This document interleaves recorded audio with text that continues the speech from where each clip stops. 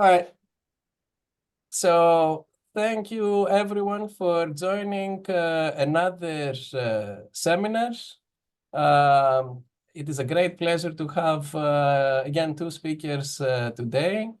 We have Professor Antonina Pirrotta from the University of Palermo and Professor Ketson dos Santos from the University of Minnesota. And we're going to have two presentations, 20 minutes each, which are going to be followed by your questions to our speakers, and they're going to answer them at the end. During the presentations, you will have the opportunity to ask your questions in the chat or in the Q&A block. And of course, at the end, we'll also open up the microphone so that people can directly ask questions. I'm going to ask our two presenters to give short presentations of themselves. Antonina. Okay, thank you so much. Thank you, Manolis, and thank you to all of you. And since my age, I know a lot of you, so I can see.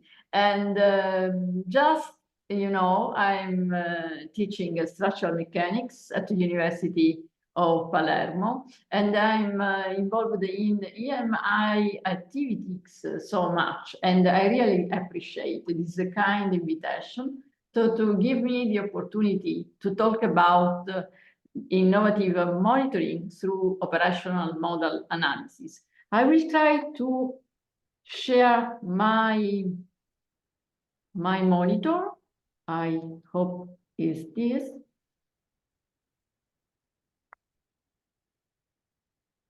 We can see Antonina, and okay. We can start with the presentation and then continue with Ketson after the presentation. Okay, so the title is Innovative Monitoring Through Operational Modal Analysis. But it doesn't work. Oh, okay. And we will deal about the structural dynamic identification. And we know that for this, we have two main methods: experimental modal analysis and operational modal analysis. Experimental modal analysis was a previous method.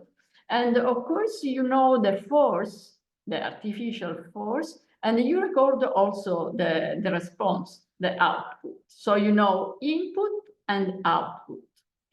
While operational modal analysis, that is also ambient noise vibration, you know only the output.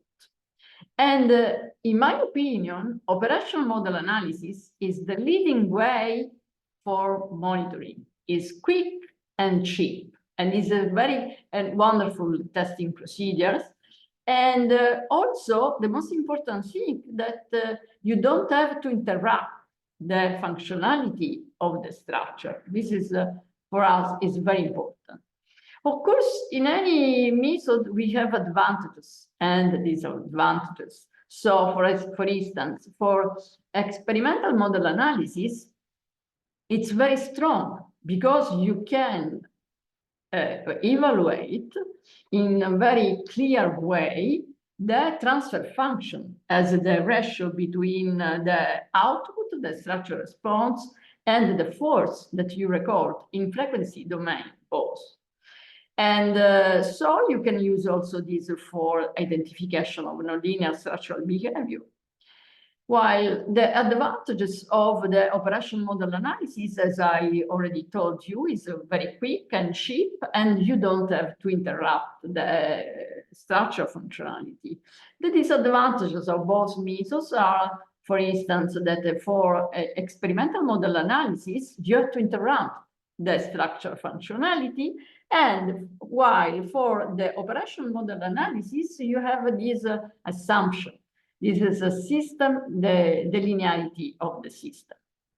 The literature is very rich, as you know, a lot of literature about operational modal analysis in frequency domain, in time domain, in the hybrid methods. We also decide to focus on operational modal analysis because I love this, because it's the leading way for monitoring. It's just a real wonderful method so far. That's why I like to underline what are the key hypotheses of operation model analysis. The structure will be considered as excited by white noise input. Remember, the structure will be considered excited by a white noise process. And also we assume that the system is linear. And this is very important for me because allow me to underline this strong link between research and engineering applications of high level. In fact, this is a very good link. In fact, the main hypothesis that the structure is excited by a random noise, a white noise process, this is not only a link between research and engineering application, but also is a dating between stochastic mechanics and operation model analysis. So stochastic mechanics meets operation model analysis.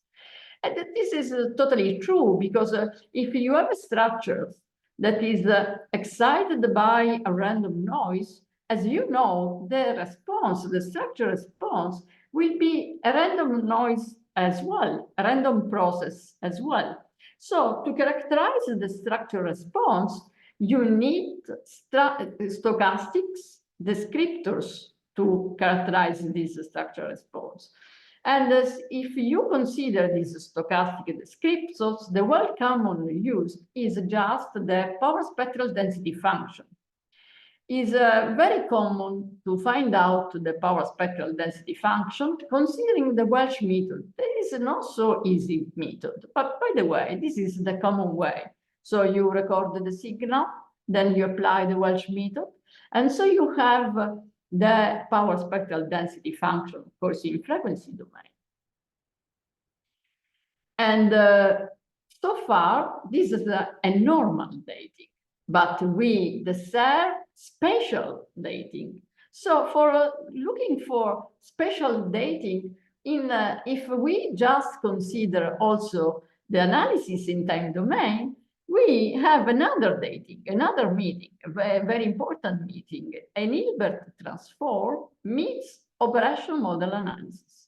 Maybe now you can wonder why Antonina is talking about Hilbert transform. Well, consider, for instance, this very simple but realistic and efficient example, and where there is this cantilever beam, and you consider this a very little damage. This is the gamma is just this indicator of damage that is a 0.01, very little. And so you have this is the equational motion of the system excited by this axial impulse. And this is the structural response. This is the structural response considering the damaged system, the red one, and the undamaged system, that is when gamma is 0. And this is the black one. As you can see here, this is, of course, is called also impulse response function. And as you can see here, they are totally overlapped. So you cannot understand that there is, although it's little, but there is a damage. You can detect the damage.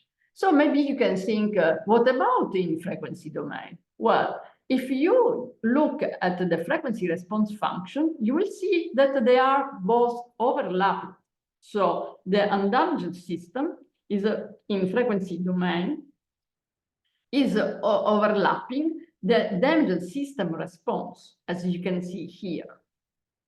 But if you build up an analytical signal that is just a complex signal composed of a real part, that is the signal itself, and the imaginary part, that is the Hilbert transform of the signal itself.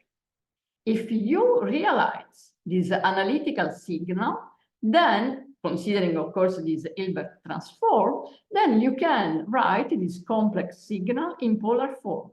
And to talk about the amplitude of this analytical signal and the phase, here you are. and also the instantaneous frequency. This is very important for us because if you consider the signal, consider the feature just like the displacement, and you look at these differences, square differences between the undamaged signal in terms of response and the damaged signal in terms of displacement response, you will see here that this difference squared is just 0, as you can see before. But if you consider as a feature of the structure response in terms of displacement, but looking at the complex, the analytical signal, and looking the phase, you will see here that is no more 0, the difference between the phase of the undamaged system and the phase of the damaged one squared. This is no more 0. You have some differences. So considering these differences, because you see here, this is totally 0 in comparison with that difference in terms of phase. So, and this phase allows you to detect the low damage. And this is very important. So the Hilbert transform is like a zoom, considering the signal. So now we have this meeting, Hilbert transform and the stochastic mechanics transform, and stochastic mechanics meet operation model analysis. So let me just show you my proposed approach.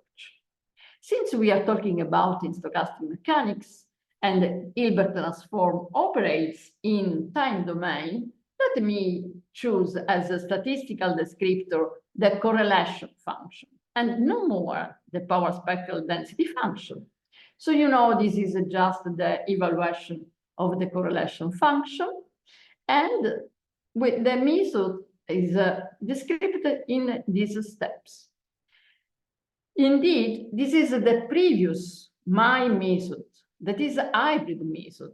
At the beginning, I just look at the signal, record the signal, and then apply a Welch method to find out the power spectral density function.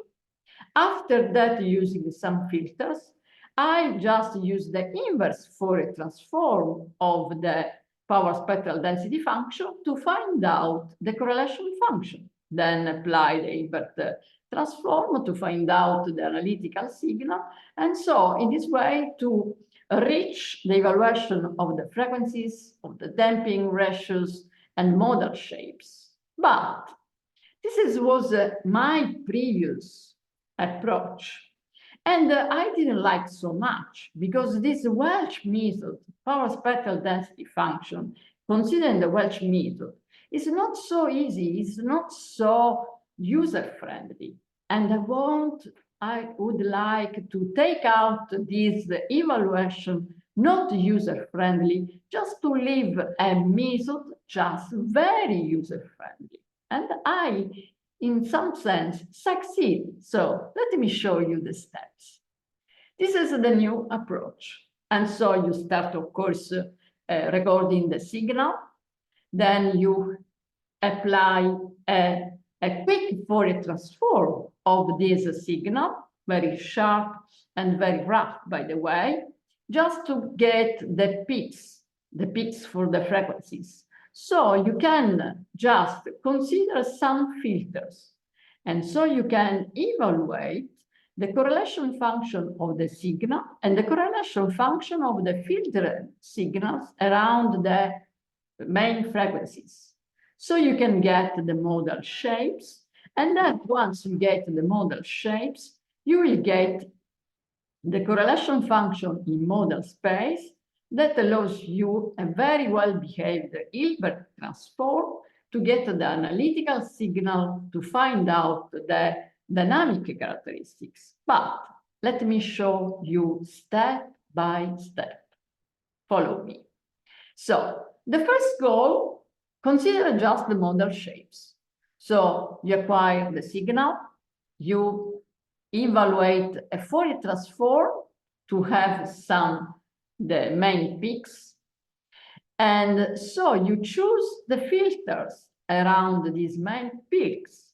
So you can get the correlation function of the filtered signal, but also you can get the correlation function of the total signal, not filtered.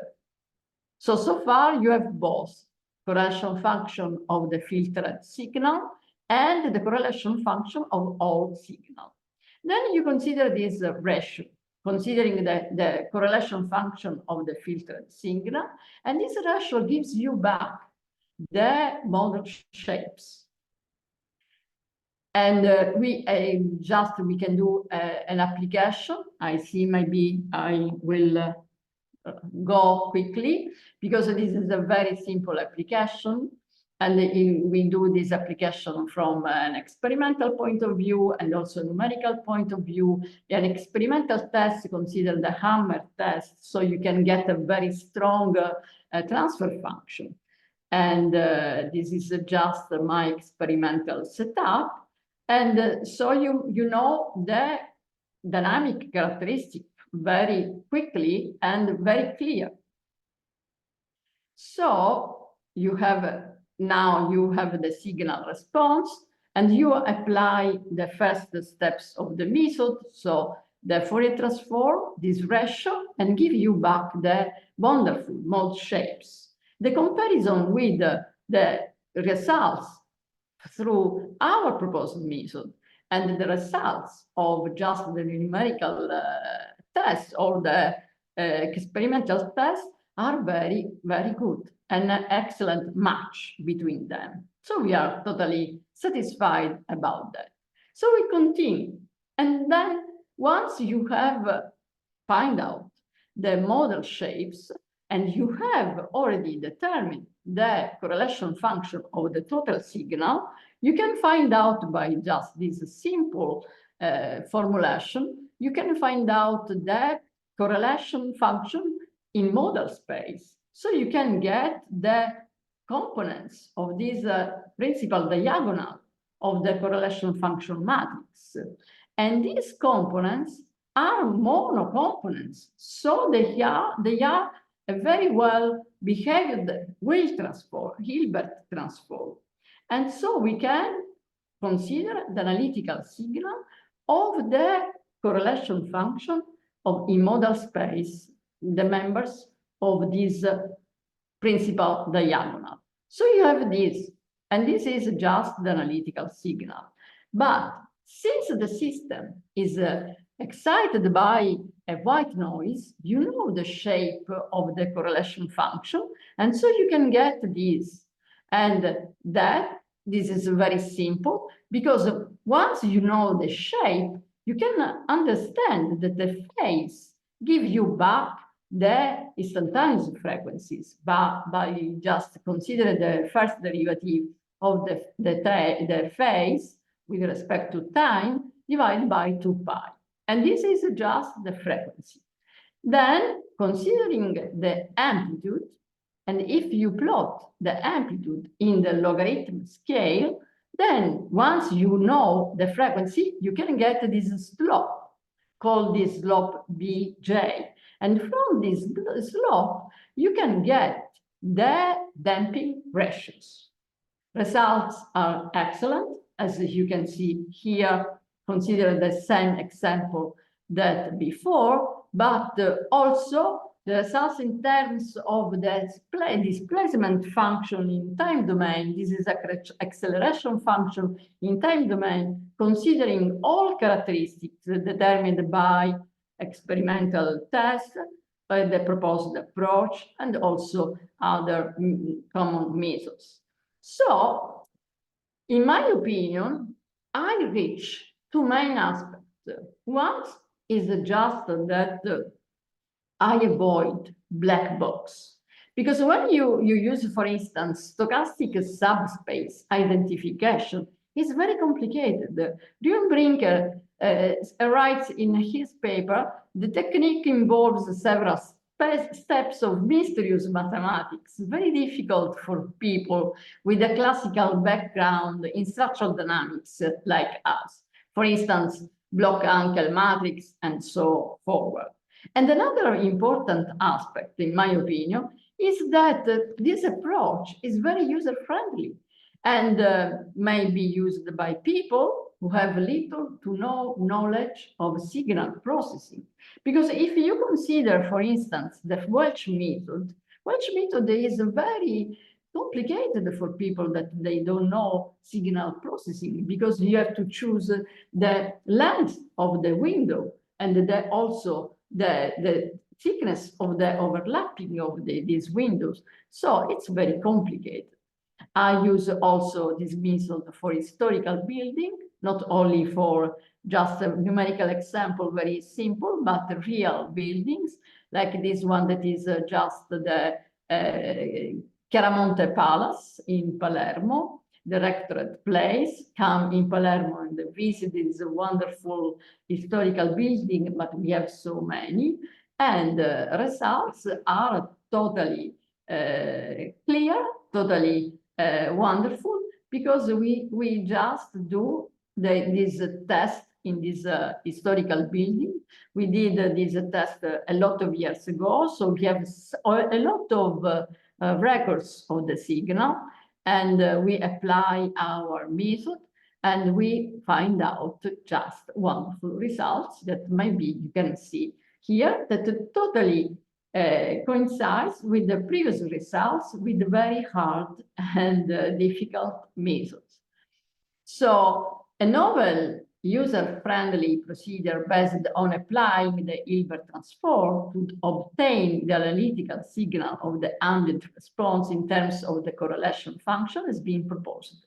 This approach opens the pathway for a monitoring system that is user-friendly and can be used by people who have little to no knowledge of signal processing and stochastic analysis, such as those who are responsible for the maintenance of a city's historical buildings, just by looking at the time domain records. And you know, the Hilbert transform is just now a MATLAB command. So I think that this is enough, and I will wait for your questions. And thank you very much for, once again, for this wonderful opportunity. Thank you, Antonina. I'm sure there's going to be lots of questions at the end for this very interesting presentation. And I'll remind to the audience that we will be asking questions to our speakers at the end after this next presentation, following now by Ketson. So Antonina, thank you very much, and we'll resume with the questions in around 20 minutes time. And in the meantime, Ketson, the floor is yours. Okay, so I interrupt the share. Yes, thank you, Antonina. Yeah. Thank you. Okay, let me share my screen. Ketson, for people that may have not had the opportunity to meet with you in the past, you may want to start by a short introduction. Thank you. Yes, definitely. Hello, everyone. So it's my pleasure to be here talking a little bit about some of the works that I have been developing recently. My name is Ketson dos Santos. I am assistant professor here at the University of Minnesota in the Department of Civil, Environmental, and Geoengineering. I'm also a member of the E.M.I. committee, the Dynamics committee, and also a member of E.M.I.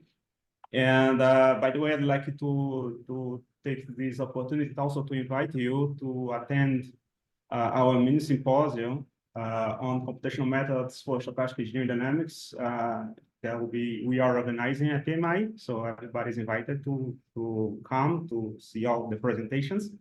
Okay. And today we'll talk about this is the title of my presentation, which is efficient computational strategies for life cycle optimization of nonlinear dynamical systems subject to random excitation. So this is going to be a presentation with some theoretical, aspects of this life cycle optimization of nonlinear dynamical systems, and I would like to explore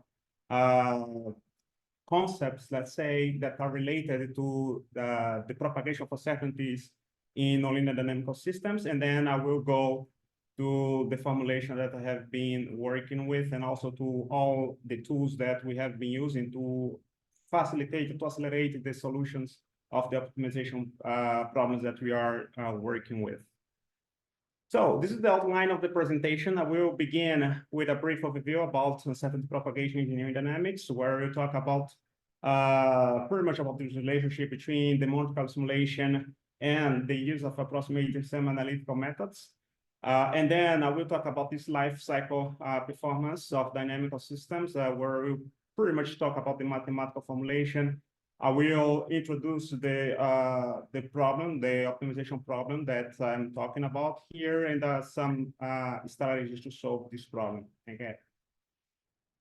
So I would like to show this, start with this brief summary about the uncertainty propagation in nonlinear dynamical systems, because basically considering that our models, they range from different scales. They can be in the micro scale, in the macro scale as well. And assuming all the challenges that we have, related to all these different kinds of models, we typically assume that we have some specific characteristics that are related to those models. Sometimes those models, they may contain a certain kind of set of random parameters that accounts for the variability around the nominal values of those parameters. But also we can consider that this system, since we're talking about dynamical systems that are subjected to random excitation, we can consider that these excitations, they are modeled as stochastic processes. And these stochastic processes are conventionally, for instance, in most of the cases, or in several cases, they are related to thermal fluctuations. They are modeling, let's say, ground motions, if we're talking about earthquakes, wind loading, and waves. And what we get as an output of this kind of a black box is a set of quantities that represents the fields of interest that includes strain stress fields, forces and displacements, or even electrical power. For instance, we are talking about vibratory energy harvesters. So as a summary, what we get typically, we have the physical model, the physical system, and then we are using several techniques, mathematical techniques, to get this model, okay, that can be modeled with different fidelities that would be close to what we have in terms of physics, or that could be approximated model also. But in essence, we have models that capture, let's say, the main behavior, in this particular case, the main dynamical behavior of the system. To the analysis that we are talking about here today, we typically assume that we have mainly two different components that are related to each other when we are talking about uncertainty propagation. One is the mechanical component that pretty much governs, let's say, all the physics behind the dynamics of the system that we are optimizing, analyzing, as well as the probabilistic components that are related to all the stochastic and random quantities that we model to represent the different levels of uncertainties that we have, not only in the input and output, but also in the model itself. And once we combine those two different components, we can develop techniques for the uncertainty propagation, to perform the uncertainty propagation. And one of the goals that we typically have is to try to facilitate or to accelerate this process, because in several cases, these models, they are high-dimensional, that can be computationally expensive to solve and to get the outcome that we are looking for. And one of the techniques that we typically use, this is the most versatile one, is the Monte Carlo simulation, where in the Monte Carlo simulation, assuming, for instance, that we have a system that may contain a set of random variables representing this or modeling the uncertainties related to the parameters of the model, but also a set of random processes or fields.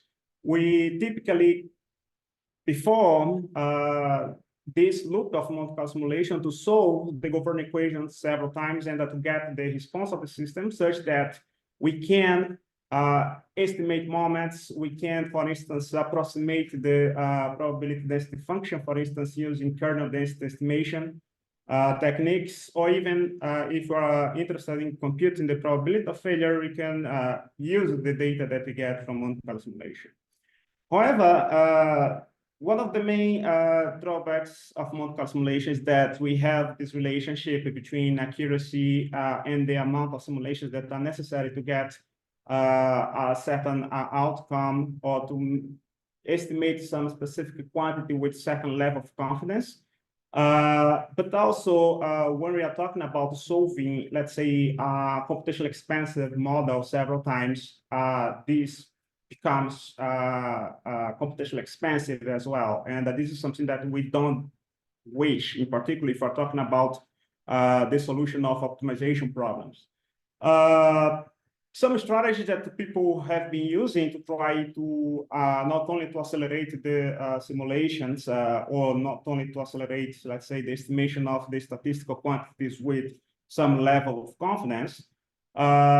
These techniques are known as intelligent sampling techniques or variance reduction techniques or even surrogate modeling that helps to avoid, let's say, the computational demand of the numerical model that we typically use to do these calculations.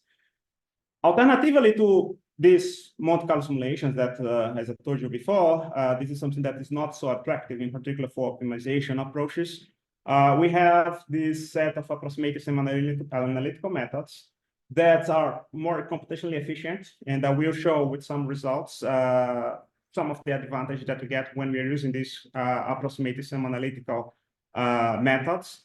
Although the response are approximate, but we can play around with the assumptions and also with the parameters, hyperparameters of these techniques to try to get, let's say, the most accurate response as possible, which makes this set of techniques suitable for optimization. Among these techniques, I could include, for instance, statistical linearization, which is a very well-known technique that pretty much tries to find, let's say, an equivalent linear system of a nonlinear one, which means that we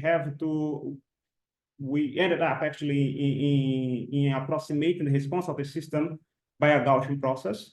And this technique is suitable, for instance, to determine with a good accuracy second-order moments.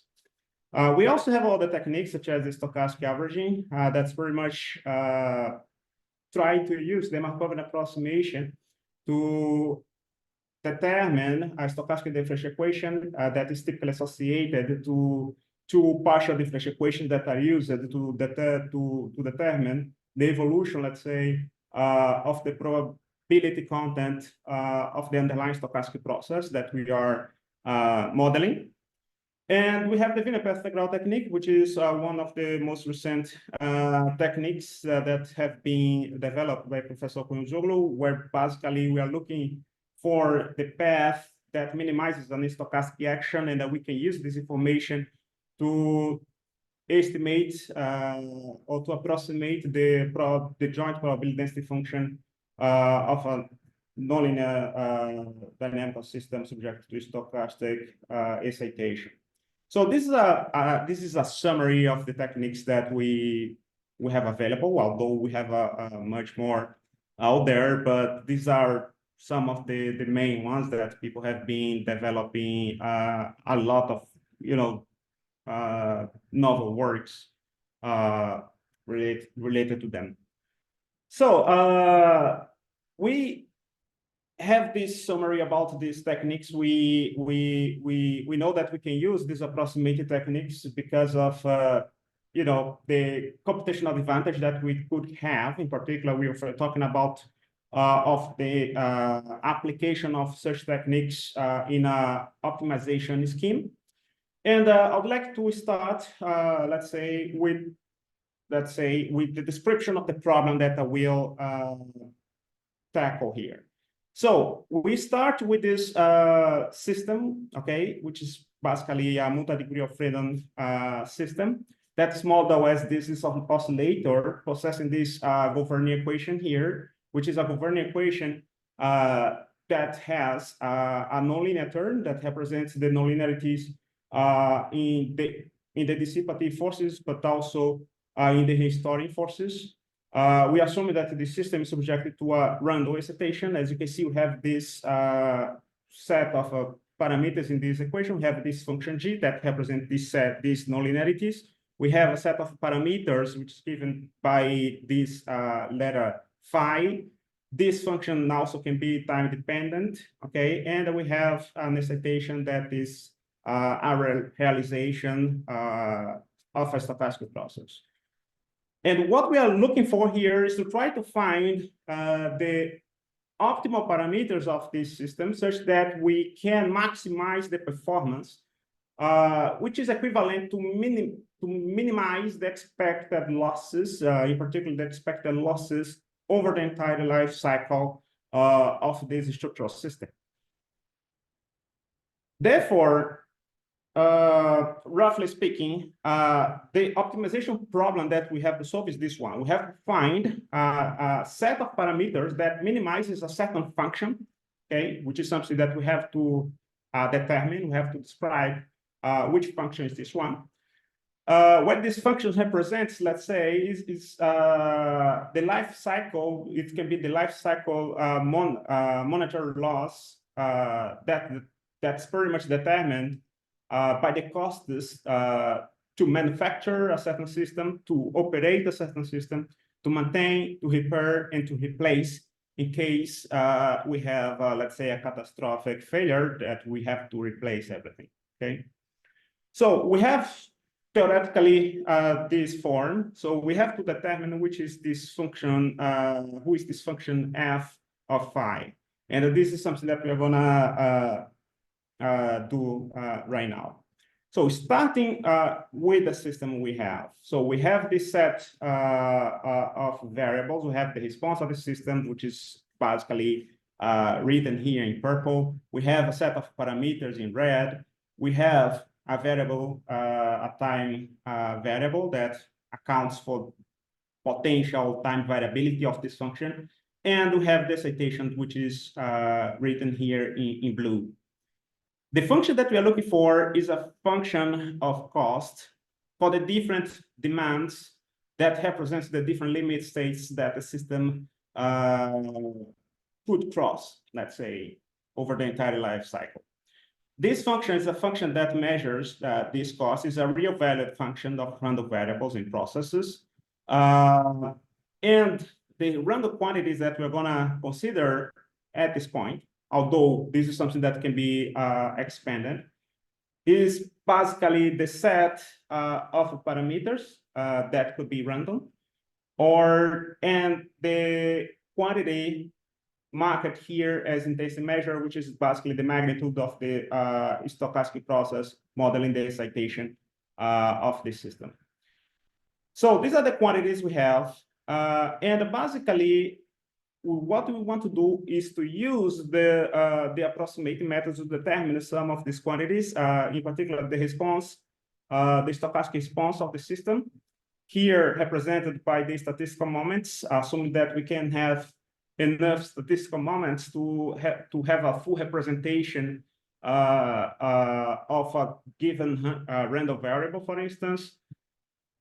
And using this formulation and assuming that we have the different components that are related to non-interacting terms and interacting terms, we can write this function, which is a function of cost that depends on the engineering demands, depends on the parameters, depends on the magnitude of the excitation, and also time.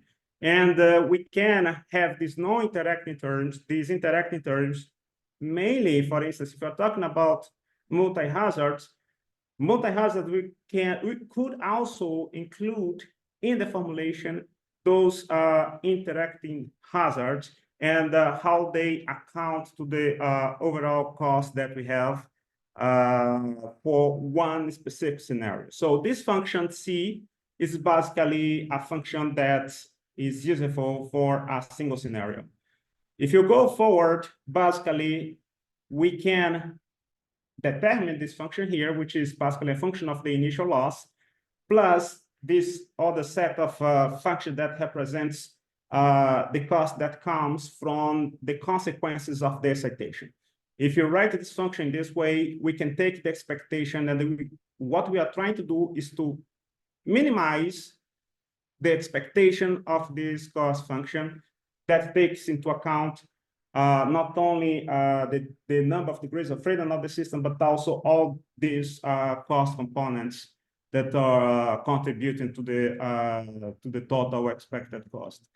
And basically, we can see over here that we are accounting for the different damage levels in a continuous fashion, which means that we are not assuming that we have a discrete set of limit states, but we are assuming that this damage can occur continuously over the domain of the engineering demands.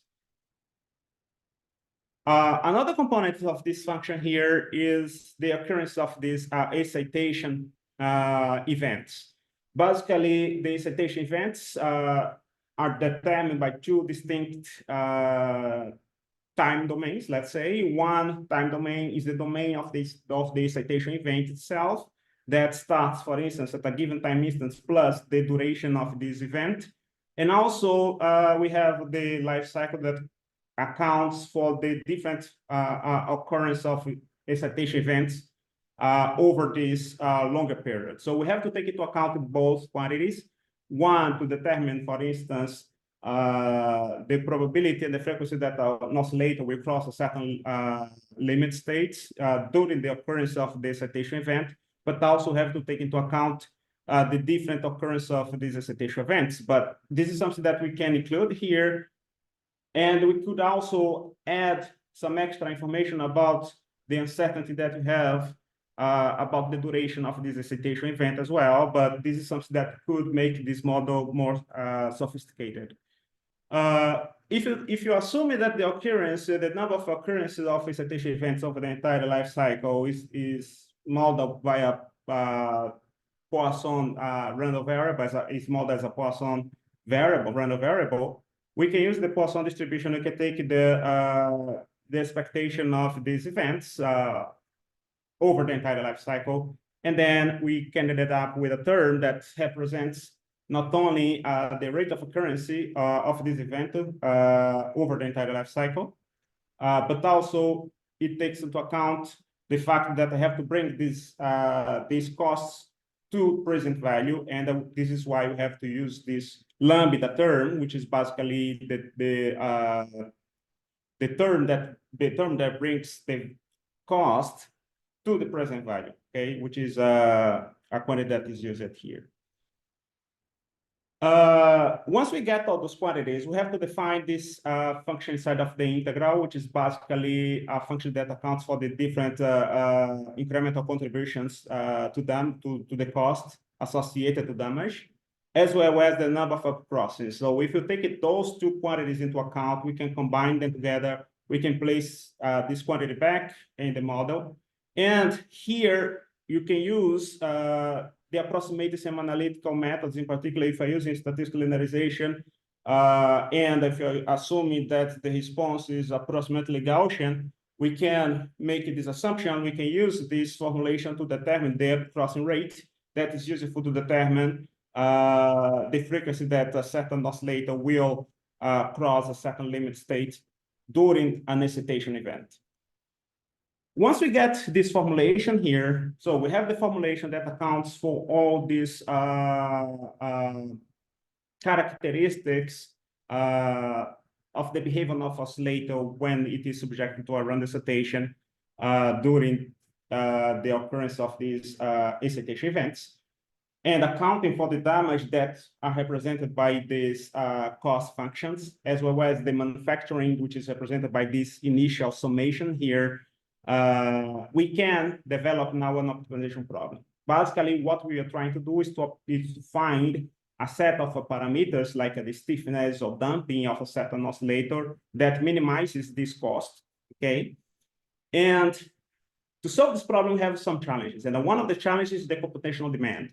So since we are talking about systems that are subject to stochastic excitation, we have to determine the stochastic response. And we pretty much found a solution for this, which is basically using some approximate semi-analytical methods, such as the statistical linearization.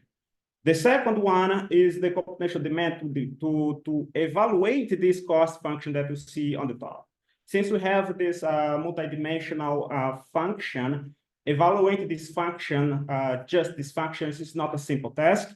And it requires the development of other techniques that helps us to accelerate this process.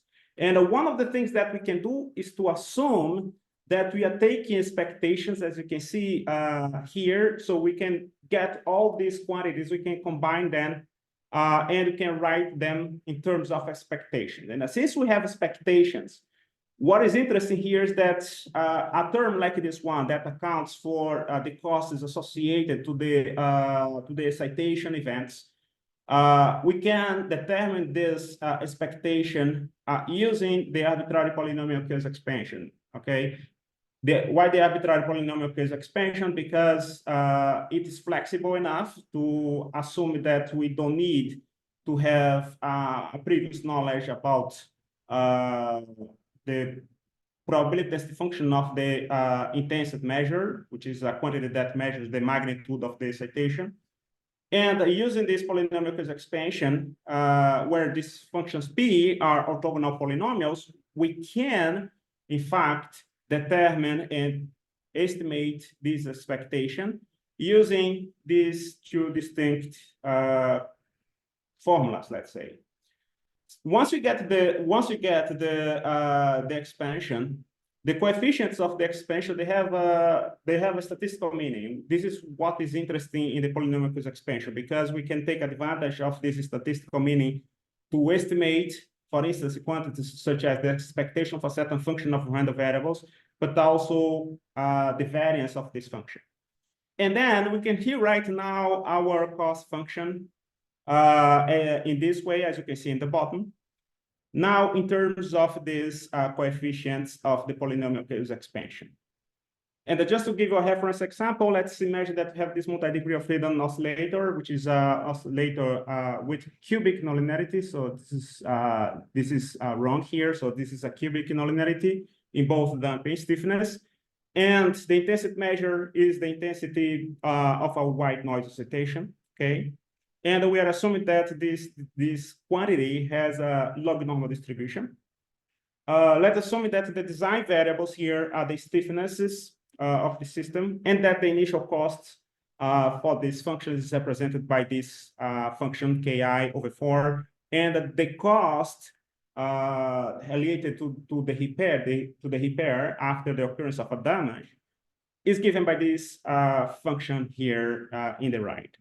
Okay, this is a representative example, and just to tell you, for instance, the advantage of using the arbitrary polynomial case expansion in terms of computational performance, if you are just evaluating a single cost function for this number of degrees of freedom, 2, 6, 10, and 14, and considering the number of terms in the expansion varying from 5 to 15, we can see that in most of the cases, the amount of time it takes to evaluate is lower than 0.5 seconds, which is something that's very attractive, even for a high-dimensional system, let's say a system with 14 degrees of freedom, okay, which is very attractive for optimization purposes.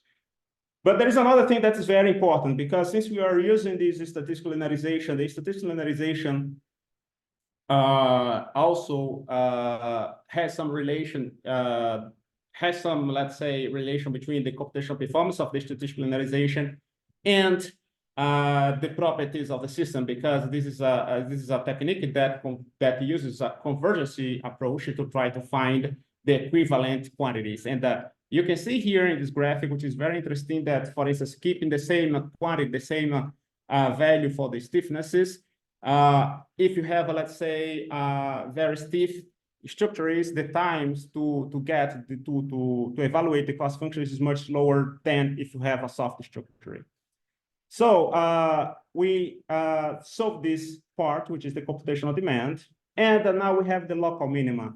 For the local minima, the strategy is basically to use Bayesian optimization and meta-heuristic methods, because conventional steepest descent methods doesn't work, because these functions that we have here, they have several local minima. And to find this, or to try to increase the probability to find the global minimum, we can use some techniques such as the efficient global optimization, the sequential simulated annealing, and the particle swarm optimization that I use here as just as a reference. Okay. So just to explain briefly these techniques, the efficient global optimization is a technique that uses an initial design of experiment, try to construct a Kriging model. With this Kriging model, we can use this in an active learning sense to try to find what are the next, let's say, samples in this design space that I can use to improve this Kriging model. At the same time, it gives us some information about the location of the global optimum. The second technique, which is the sequential simulated annealing, is a meta-heuristic technique where basic on considering a schedule for the temperature, we try to find through a hand walk the location of the global optimum. And this is something that is similar to what we have, for instance, in the Markov chain Monte Carlo, because we have to find the global optimum, and we have some conditions in terms of the probability to accept or not this gas of a global optimum. And if you keep repeating this process by increasing this temperature, we obtain this sequential simulated annealing technique. That is a technique to enhance or to increase the probability to find the global optimum. And now we conclude the three challenges that we were discussing. And just to show some results about that specific problem that I mentioned in the beginning. So these are the samples that we have, for instance, for the sequential simulated annealing. And as you can see, it searches for location in the design space, which is basically represented by the higher density of points at specific regions of the design space. It, in fact, searches for this optimal solution. And in this case, it uses about a little bit less than 2,000 samples to find this solution. And these are some numerical values that I would like to show you. This is on the top. I have 4 different oscillators with number of degrees of freedom changing or varying from 2 to 5. And as you can see, that most of the techniques, in particular the sequential simulated annealing and the efficient global optimization technique, they were able to find very good solutions in terms of optimized solutions for this different kind of structure. But what is interesting is that, for instance, for the efficient global optimization, the number of calls of the objective function, which is an important quantity for optimization, is much less, for instance, than what we have in the sequential simulated annealing. And just to use as a reference, I included also here the outcome that we have from the particle swarm optimization. And as you can see, we have a pretty much a similar number of samples in the searching process.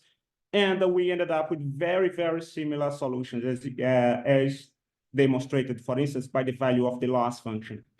Okay, so which means that these two techniques are very equivalent.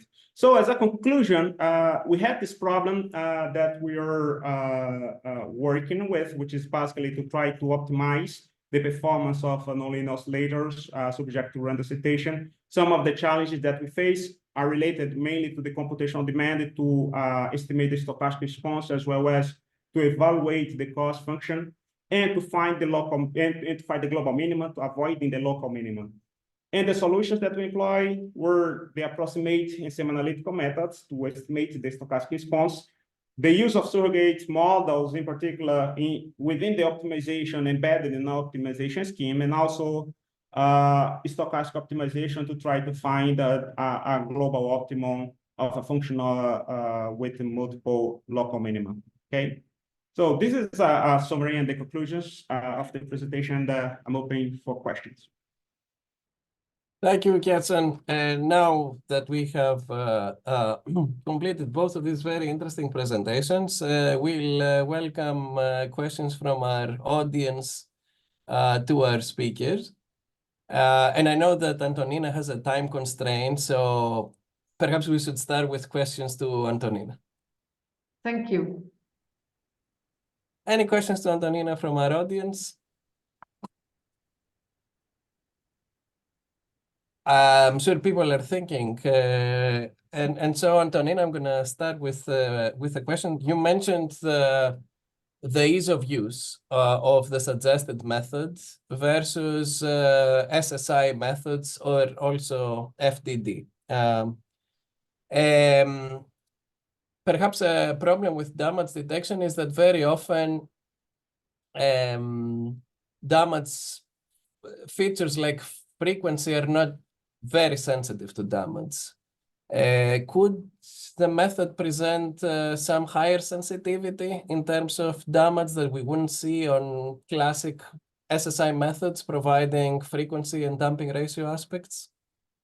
Yes, that's why I introduce you the particular efficiency of using the Hilbert transform, because it's like just a zoom on the features of the characteristic, the dynamic characteristics. So this, in my opinion, will be very useful for detecting little damages. And that's why I use the same feature that is very important in deterministic field. I also use the same feature that is just the phase calculated through the analytical signal of the correlation function and in stochastical setting. And when you use without the Hilbert transform, you cannot find out so immediately the damping ratios. Of course, something about the frequencies is okay, but they are not so sharp like those ones calculated by using the phase. And also, when you use the amplitude and look at the logarithm scale, it's very simple, the determination of the damping ratios. And it's also, at the beginning, I'm studying Hilbert transform applied in just our records a lot of years ago. And a lot of years ago, I was just implementing using Fortran code.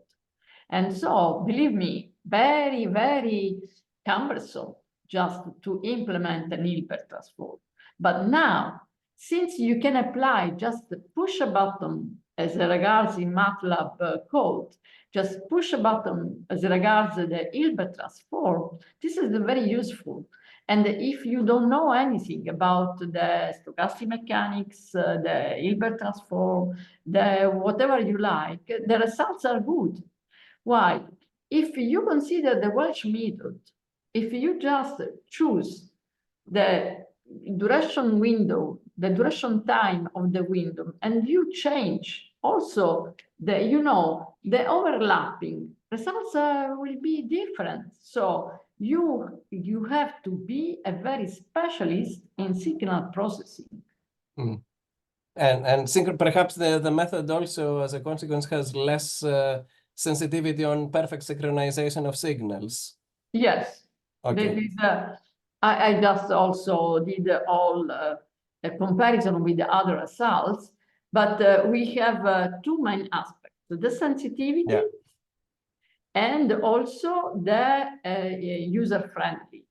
In fact, sometimes I hear about the for instance, I am also dealing with the vehicle bridge interaction. That means you can just considering a monitoring procedure, just using your just a smartphone as a as a sensor, and of course a low-cost sensor. So I can hear that maybe we need some very high sensitivity sensor. And I laugh a little bit because this is, of course, it's a matter of sensitivity of the sensor, but it's also a matter of your algorithm. And if you use the hyper transform, just enlarge your capacity to detect damage. This is my experience, by the way. Okay. Do we have any further questions to Antonina from the audience? Bear with me as I'm looking for any raised hands. It doesn't appear that we have a question. Oh, Yanis, go ahead. Thank you, Antonina, for providing this talk. It was very nice. I just have a sort of question/comment because, you know, in operational model analysis, you have the assumption, and I guess it is a rather strong assumption, that your input is white noise. Yes. So in reality, you know, and essentially you assume that your structure is excited in all of its modes. That's the main assumption, right? Yes. So yeah. what do you think in real life? Do you find this a reasonable assumption? No. I agree with this great assumption because in ambient vibration test, you consider the structure excited by white noise. Of course, it's not a real normal white noise, but say pink noise. That maybe the structure can feel as white noise, you know. So for this assumption, I totally agree. And this is the strong feature of this method. Because this is just the link between research that we are doing and application, but very high level of application. I realized some tests in Dubai. They called me the Minister of Energy and also Health. They called me just for monitoring bridge. And I performed this, considering this analysis. And the results were wonderful, especially if you consider traditional method, you have to apply your sensors. And it was very hot day, believe me, Yanis. And my method is just inside the electric car. So wonderful. So mass is useful, but you agree, I am sure. You, Tani, and also Manolis and Ketson.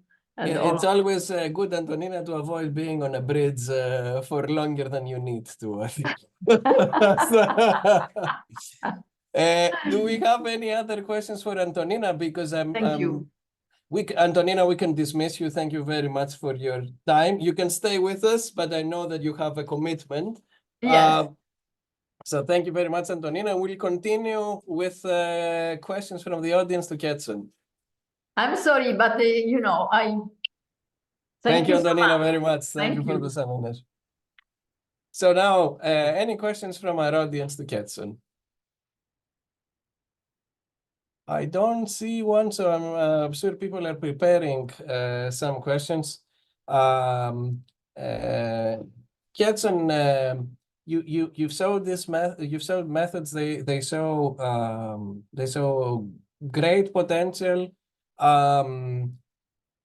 What about the nature of the input? Are the methods affected by the nature of the assumed nature of the excitation, or whether, for example, it is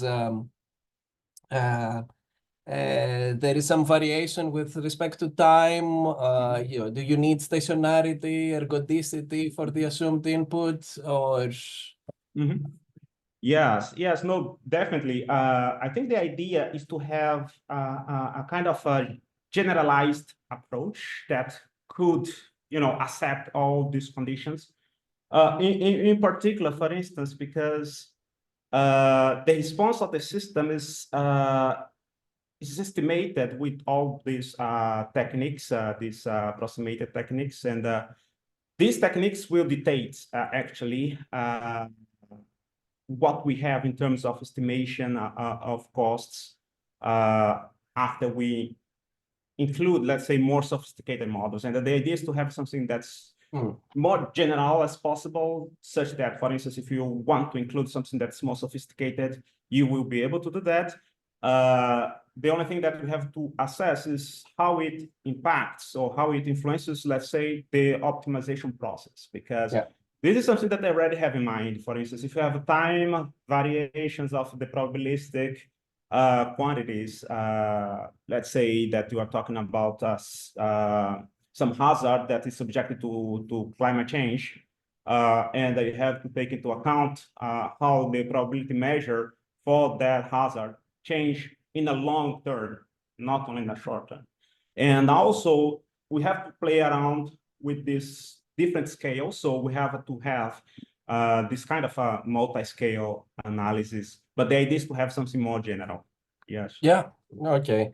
And so there is potentially a question for Ketson, and Khalil. Oh, yeah, Khalil cannot unmute the mic, so I'm gonna read the question to you, Ketson. So Khalil Erazu's question is about the number of local minima in the optimization function. Indeed. And you touched upon this and how challenging, but the question is, how challenging has it been to find the global minima of life cycle type functions, or in your experiences, somewhat straightforward? And Khalil continues by saying that I guess my question is about the nature of the function and being stuck in some local minima, which is something that we have experienced as well. No, this is something that this function that I'm showing today in particular is a function that I'm trying to investigate, let's say, mathematically, the behavior of this function, in particular, because we're talking about oscillator, which is a system with lumped mass. So it gives some clues about at least about the quantity of local minima that you could have. And what I want to do in the future, for instance, is to determine or to find regions that tells us that you have, for instance, a region with higher probability of having a local minima, or how this thing relates to the location of the local minima, the density of the location of the local minima in this design space. In particular, if you're talking about the multi-degree of freedom systems with, I don't know, 20, 100 degrees of freedom. This is why I employed these techniques, the Eagle that uses this kriging to try to determine the location of the global minimum, but also these stochastic methods like the simulated annealing that helps us, at least probabilistically, to jump from minima to minima to try to search for the global one. Although finding the global one could be hard, but something that I want to do is to analyze the shape of this function in particular to try to get more clues about it. I see no other question at the moment, but I'm pretty sure, and Khalil is passing his thanks for your answers. Sure. And I don't see another. I'm pretty sure there are many questions to both of our speakers, and we can nonetheless conclude this great seminar with these two very interesting presentations. I want to thank both of our speakers for presenting today. And I want to thank everyone for attending yet another exciting seminar. I'm sure we are very eager to see everyone live and in person in the EMI upcoming Dynamics committee meeting, but also the conference. And actually, I think Yanis may have some relatively good news from the competition. So Yanis, the floor is yours. Yeah, so actually the competition is going on. We have assigned reviewers to the papers. So this is the update, and we will have, I guess, the result in less than a month, definitely. Great. We are waiting with excitement. So great to see everyone for this seminar, and a great big thanks to both of our speakers. Thank you for attending today. Thank you. Bye-bye.